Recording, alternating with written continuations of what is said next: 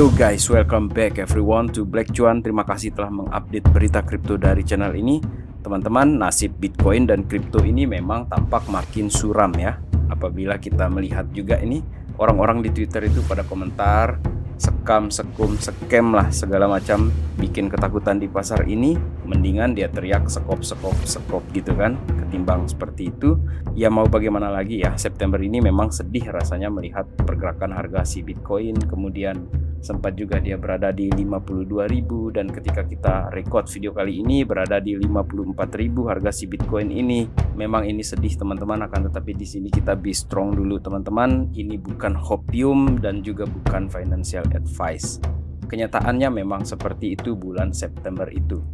Dan teman-teman, apabila kita memperhatikan salah satu update yang menarik di sini mengenai net Fed liquidity teman-teman, bahwa bulan September itu memang tampak tidak bersahabat sekali dengan si Bitcoin di sini, terutama karena adanya kecenderungan Fed liquidity ini akan turun atau dia akan jatuh di sini dalam kisaran 300 miliar bahkan sampai 500 miliar lebih di dalam 15 hari ke depan ini, atau sudah mulai terjadi.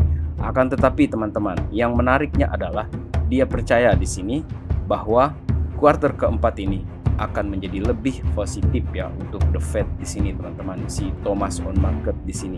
Apabila kalian punya pemikiran yang sama ataupun kontra dengan Thomas di sini, coba kalian tulis pendapat kalian di kolom komentar. Dan di bulan September ini saja sudah terjadi minus 8,16% untuk harga si Bitcoin di sini.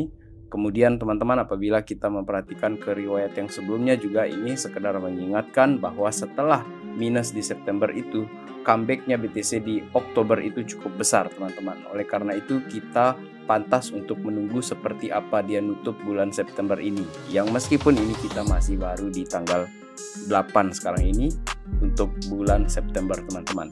Dan apabila benar ini the Fed akan melakukan cut rate teman-teman, ini yang menariknya di sini mengenai update berita kita kali ini. Orang-orang yang punya banyak uang itu tampaknya akan mulai mengalihkan uangnya itu ke stok, ke saham. Akan tetapi ketika dia terjadi drop di situ, biasanya saham juga akan ikutan drop, seperti yang dikatakan di sini oleh Cryptodamus, bahwa setiap kali terjadi cut rate, harga stok itu juga ikutan turun. Akan tetapi bila teman-teman perhatikan di sini, memang dia terjadi penurunan setiap terjadi cut rate. Akan tetapi teman-teman lihatlah kenaikan yang terjadi setelahnya, gitu kan? Kita bolehlah kita melihat ya temporary down di sini, yang kita lihat di sini terjadi penurunan setiap kali dia terjadi cut rate. Akan tetapi secara positif pergerakan dari S&P 500 di sini itu selalu terjadi kenaikan teman-teman. Dan kita juga bisa perhatikan di sini mengenai pergerakan dengan Bitcoin. Menariknya adalah kita ambil sampel di 2020 ketika dia terjadi cut rate di sana, harga Bitcoin memang terjadi penurunan teman-teman seperti ini. Dia terjadi penurunan yang cukup tajam, tetapi begitu dia melandai di sini, lihat harga si Bitcoinnya malah terjadi spike seperti ini teman-teman. Dan untuk lebih jelasnya kita bisa perhatikan dari gambar pergerakan harganya di sini untuk pergerakan di 2020 teman-teman.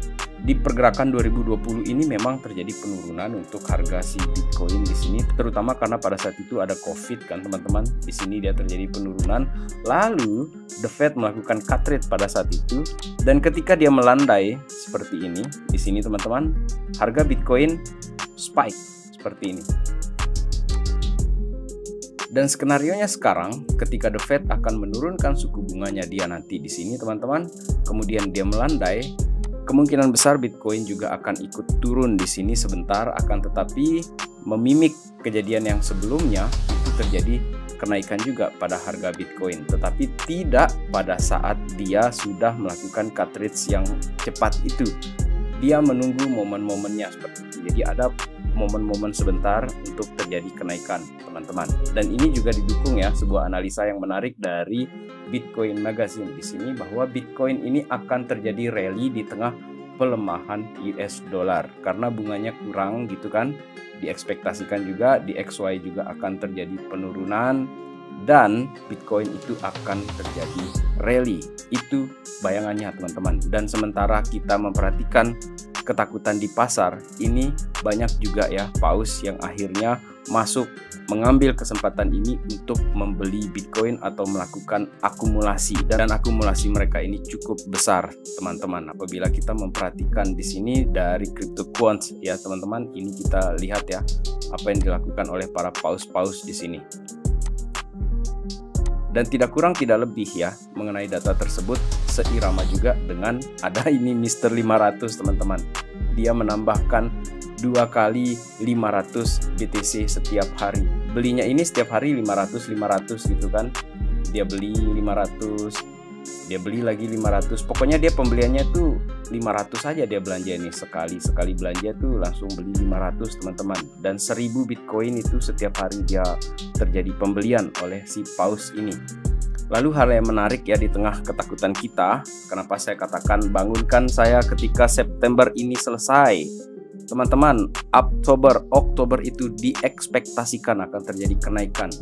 Teman-teman, kita bisa memperhatikan di sini bahwa di Well Alerts di sini per tanggal 6 bulan September ini ada 180 juta USDT ditransfer ini dari Unknown Wallet ini ke Binance. Mereka mau ngapain di sini? Mau staking kah atau mau beli koin di sini?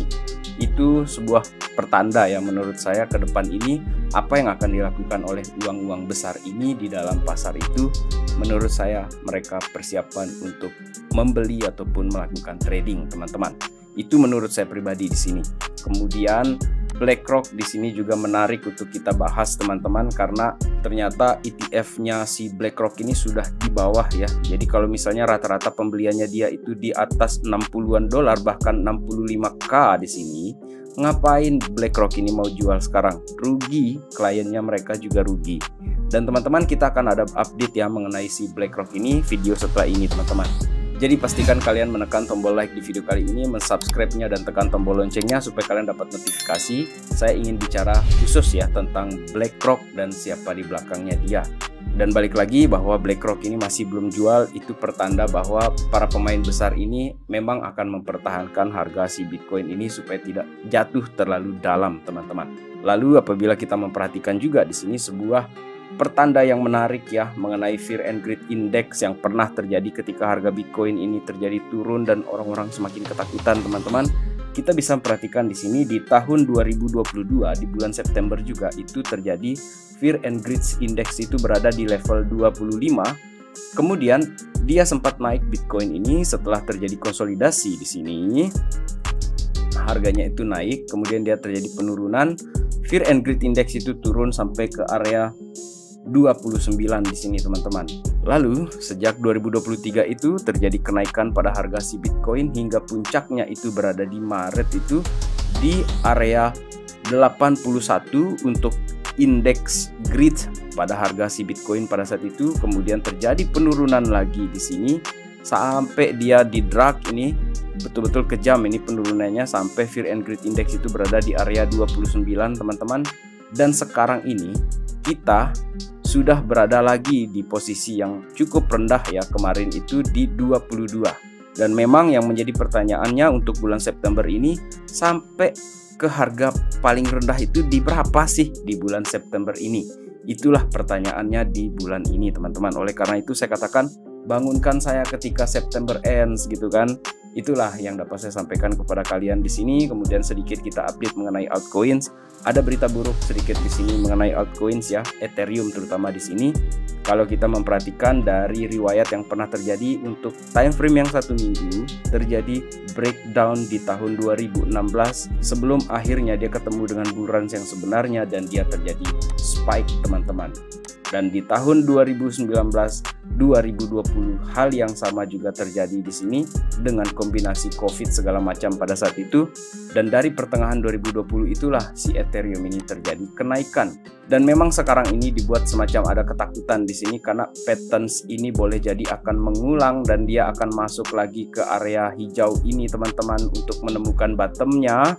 Apakah ini akan in place skenario ini sebelum akhirnya si Ethereum ini naik bahkan sampai ke 10k, 10.000 dolar di sini teman-teman.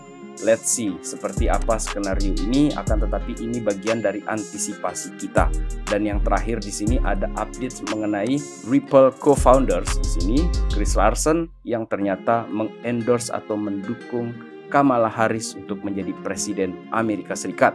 Tidak sedikit orang yang kecewa mengenai hal tersebut, akan tetapi teman-teman, kita harus memisahkan di sini bahwa dukungannya si Chris Larsen ini boleh jadi adalah bentuk pandangan pribadinya dia terhadap Kamala Harris yang memang juga dikait-kaitkan dengan CBDC segala macam, akan tetapi sampai sejauh ini membaca beritanya itu tidak ada kaitannya dengan politik ataupun kebijakan Kamala Harris yang mendukung Ripple ataupun XRP. Dalam hal ini teman-teman masih belum ada update mengenai hal tersebut, jadi murni ini masih sebuah visi pribadinya si Chris Larsen dalam mendukung Kamala Harris. Sementara kita tahu juga bahwa Joe Biden dengan Kamala Harris sebagai wakil presidennya itu memang tidak akrab dengan aset-aset kripto ataupun Bitcoin teman-teman. Akan tetapi lagi-lagi saya katakan bahwa ini murni mungkin ya pandangan pribadinya si Chris Larsen, tidak ada kaitannya dengan si XRP ataupun CBDC dalam hal ini. Dan menutup video kali ini teman-teman, saya kembali lagi ke judul awal ataupun ke tema awal di video ini. Kita tunggu bulan Oktober. Wake me up when September ends. Terima kasih telah menonton. Salam Black Cuan. Peace, my friend.